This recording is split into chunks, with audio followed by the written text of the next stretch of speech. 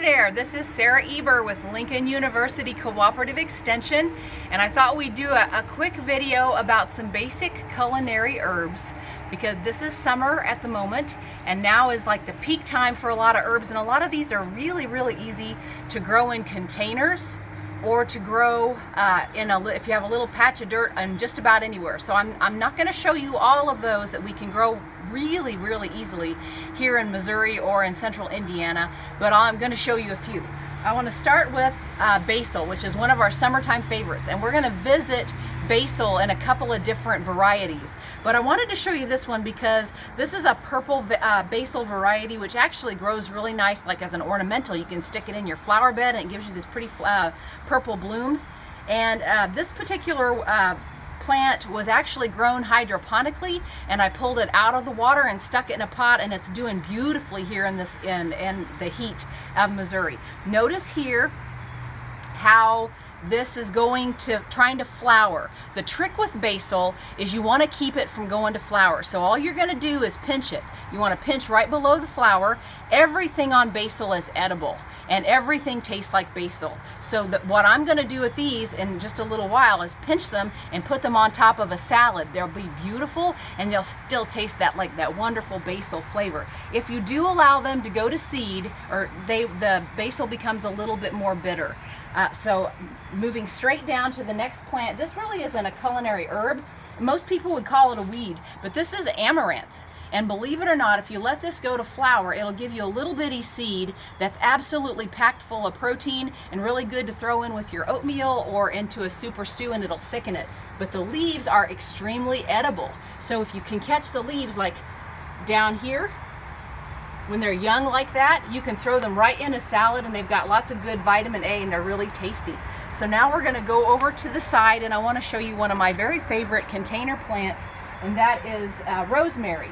Now rosemary, if you live down in maybe far southern Missouri or down in way southern Indiana, and you put your rosemary in a southeast corner that's protected, you might be able to overwinter it outside in the ground. Rosemary is a tender perennial, and it does really well in warm climates, not so well outside all year. But lucky for us, it does really well in a pot. So what you could do is put it in a pot and let it grow, and then bring it in the winter time. And I will call your attention also to this book. If you're really interested in learning how to do some real fun culinary things with herbs, this particular author gives you some really good tips on how to use herbs and a few fun recipes to use. We'll talk more about rosemary in just a minute. So now we're going to take a trip out to just a little to the left, and I want to point out to you this big mass of green is mint. And when this stuff blooms, it has a beautiful bloom on it, and the pollinators love it. And mint smells fabulous. You can pop it in with some tonic water or with anything and give it a really nice flavor in your tea. Let's take a trip to the garden, and while I tell you a little more about mint, careful. Mint is a lot of easy to grow. As a matter of fact, it'll take over things. So put it in a corner of your yard that doesn't grow anything and let the mint take over.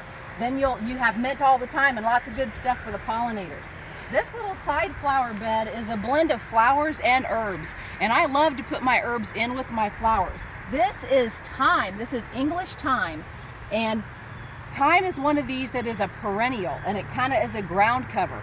So if you put it in a spot that's a little bit protected, you will find that it will come back for you year after year, and you can harvest it in the middle of the winter. Thyme is wonderful with chicken and beef and pork dishes. Now over here to the side, this is some oregano. Now this also is, oregano is also a woody perennial. And what you notice here, it's going to flower. So one thing I always try to do is make sure when it's flowering, I shake it and get the seeds to fall back so I get a nice big oregano bush. But as soon as these flowers fade, best thing to do with almost all herbs is to trim them down below the flower and let them kind of bush out. You'll continue to get herbs all season, and especially these perennials, that will help them fortify and come back nicely for you next spring. Oregano is wonderful in Italian dishes, and it's got an oil to it, so that allows it to stew well. So you can put it in early with a marinara sauce or a stew or a soup, and you'll get that nice rich oregano flavor. Same thing kind of applies to thyme. They've got such a robust flavor, you can harvest the leaves and use them in a salad or when you're cooking, and even lay the sprigs right over the top of the meat and you still get the flavor. Moving into the garden, I'm going to pull your attention over here with me to a couple of things.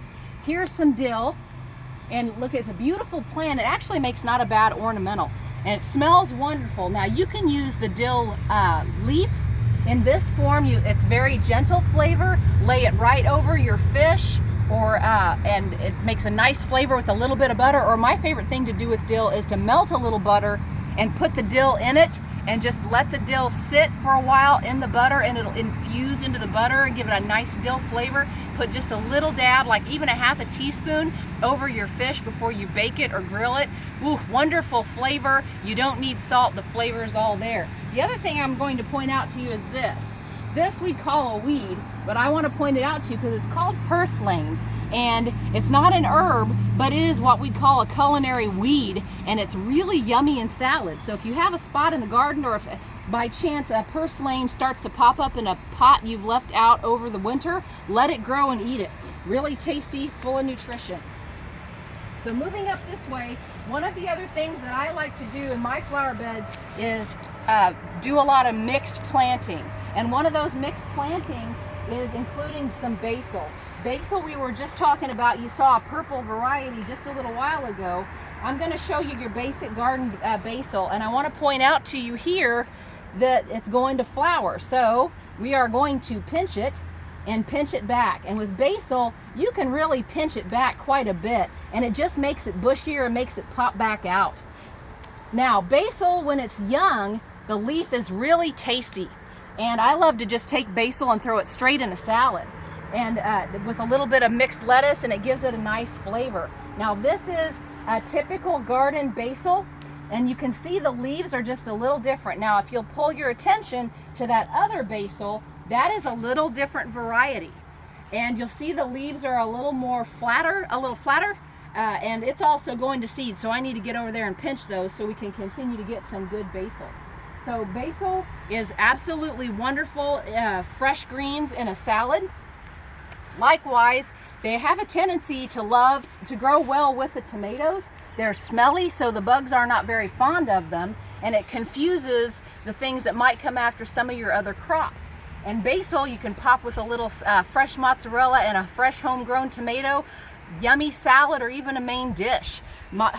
Fresh mozzarella is very tasty and fairly cheap this time of the year, and you just place a little slice of mozzarella down and a little basil and half a tomato and put it under the broiler. Yummy. Okay, so let's come around the corner here, and as I was mentioning with the basil, if you keep pinching it like this, it'll bush out and you'll keep basil leaves. Basil loves the heat. It does really well in the summer. I have brought basil in. I put it in a pot and brought it in, and I have managed to keep it growing for a little while, but basil really loves those long days and those short nights. So here's yet another rosemary plant, and as you can see, this petunia is a volunteer. It's popped up just for fun, and I just let it grow, and it'll be a fine companion plant to the rosemary. With rosemary, unlike a lot of the other culinary herbs, you can cut it back at any time. You don't need to wait until the flowers fade. You can trim it back, you harvest the rosemary and use it, and it'll just grow bushier, and you can almost cut it like a topiary bush and make it any shape you want. And rosemary, if you bring it in the wintertime and put it in a sunny window, you can overwinter it and put it back out in the summer. Now I want to talk about everybody's favorite, cilantro. Cilantro is really easy to grow, and it reseeds itself really well if you're careful. Now this cilantro, you can see, is going to flower. And what I actually already did a couple of weeks ago, and if you can zoom down and look, you can see the seed pods forming after the flower. So I'm trying to make it a point to make sure my seeds will open up over a pot or where I want it to grow, because this thing will actually reseed itself, and you'll get fresh cilantro later in the summer when your tomatoes are fresh, you can make your own homemade salsa, because the cilantro will reseed, the seeds will pop up and grow, and you've got fresh cilantro leaves for a really yummy homemade salsa. And cilantro you can try to bring in. You're gonna need a good pot. Now, this is yet another type of basil. See how it's a bush basil, and so it's got a bushier habit, but and here clearly it's going to seed. So I'm gonna harvest these seeds and see if I can make this bush basil grow like a house plant this winter. But I didn't pull the flowers off of it, and look at the bush basil continuing to put out extra leaves for us for the rest of the summer. Fun plant, does extremely well in a pot. Now I want to take us over to a little raised bed that we've had for several years, and this has been kind of an amazing fun thing to do. And let's talk a minute about parsley. Parsley grows very easily in Missouri and in Indiana, and there's two varieties that are just excellent. One is a curly parsley and the other is a flat Italian parsley. The flat Italian parsley is a little more mild in flavor, and the curly parsley can be a little stronger, especially as it matures. What I want to show you here, it's really hard to tell the difference in the plants because I've allowed them to go to seed. And a kind of a unique thing about parsley is it's what we call a biannual. So this parsley actually lived right here over the winter. I came out and harvested it. It didn't grow, but I came out and got fresh parsley in the middle of the winter. We covered it. And so what you're looking at here, and parsley is, everything in the parsley family does the same thing. You'll notice how the stems are, the whole thing looks like just like it's dead, but it really isn't. This is the year this parsley goes to seed. Last year it didn't go to seed, this year it does. So this year we're gonna be really careful about how we handle it. So notice here we've got seed pods, they're still green, the seeds are still maturing. And this, I can tell you only from memory that this was actually the Italian flat leaf, and it went to seed fairly quickly. And so what I'm going to be very careful to do, and I'm going to show you how I did it. Notice here, this seed pod is almost completely mature. See how it's browning? So I'm going to make sure that I bend this back so that it reseeds right where I want it to. Otherwise you have parsley over here and your loving spouse or friend, or maybe even you, will just mow it over without thinking much about it because it'll just come up looking like a weed. Now over here is actually the curly parsley, and you see I've done the same thing. See, we've got some mature seed pods here and some that are still forming. So I bent it over to make sure it reseeds right where I want it to. Now here in the back is some, I want to check it. This is that is going to be some more oregano, and it came back 2 years. See how it's gone to flower? Now I need to come out and trim it below the flower heads, and I will probably let some of those go to seed and do exactly the same thing. I'm going to dump the seed so it forms back up. Moving over here, you can see this is more thyme. I actually have two different kinds of thyme here, and if you love the flavor of thyme, I would recommend this. One of these, matter of fact, this one in the back is a lemon thyme, and the one in the front is an English thyme. Yes, oh, my bad. This is the lemon, there's the English. English is your standard thyme, tasty, yummy, wonderful.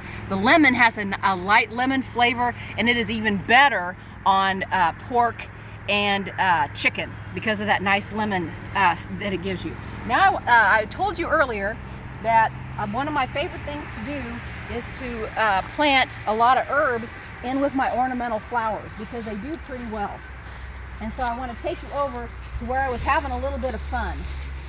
So over here we have some herbs that I stuck in a random flower bed, and this is marjoram. So now look how this marjoram is reseeded and come back, and you can see it's in flower, and in the heat of the day it really attracts a lot of fun pollinators. So as soon as the flowers fade, I'll trim it back. I'll leave a few to go to seed and let it come back next year. It'll give me some nice, full, tasty stuff. Now over here on the side, I want to show you yet a third variety of thyme, and I grew this one particularly because I liked the way it looked. Notice here, it's a variegated thyme. So when you put it in the front of a flower bed, it's very decorative, it looks good, and you know this one was the best to harvest in the middle of the winter, and it came right back the following year. Now, the one other herb I'll show you is called fennel. And fennel has a really fun flavor and can be used a lot of different ways. Matter of fact, my favorite way with fennel is to harvest some of the bulbs. If you use a vegetative fennel, you harvest the bulbs. The herbal fennel, you wait for the seeds and the leaves. And so I've experimented this year and popped some herbal fennel in here to see how it's going to grow in this particular flower bed in that microclimate. And it's actually doing pretty well, because this is one of those 50-cent bargain bin from the hardware store, and it's actually doing much better than when I bought it. So I wanted to point it out because fennel is a really wonderful flavor, and it actually goes really good on top of a hamburger with a little white cheese. So there are a lot of different culinary uses and tasty ways for your herbs to grow. Most herbs you want to pinch them back and keep them from flowering, and then eventually you let a few of them go to flower and seed, and take the seed and put it where you want it. It'll grow back next year. Now, things like rosemary and a few other herbs, you can trim those at any time and they'll just keep coming back. You don't have to wait for them to flower. Now, we covered just a few of our basics: the parsley and the oregano and some thyme, and we talked a little bit about amaranth, and we talked about cilantro. Those are all fairly easy to grow. They're easy to buy in the store, but they're even easier to grow and keep at home and sometimes overwinter. The last herb I'm going to show you is another one that's really easy to grow, and you can overwinter it, bring it in a pot. And I'll share with you, this is one of my favorite underused herbs because it has such a subtle flavor, it gets overlooked. And one of my favorite things to do with chives, and that's what these are. These are chives, and one of my favorite things to do, these grow wild in your yard very often, and they have a very light onion flavor, and I love to chop them up and put them with light sour cream or a non-fat yogurt, and you put them back in the refrigerator overnight. They infuse with flavor and they're wonderful. Now, just for fun, I wanted to share with you this one. I've had for 5 years. It's died back this year. I kept watering it and it's coming right back. So this is one you can bring in. So have fun with your culinary herbs.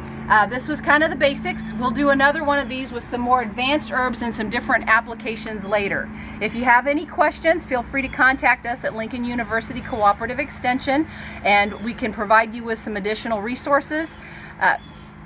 Enjoy your herbs. Go get you some seeds, pop them in a container, enjoy them in the summer and all winter long.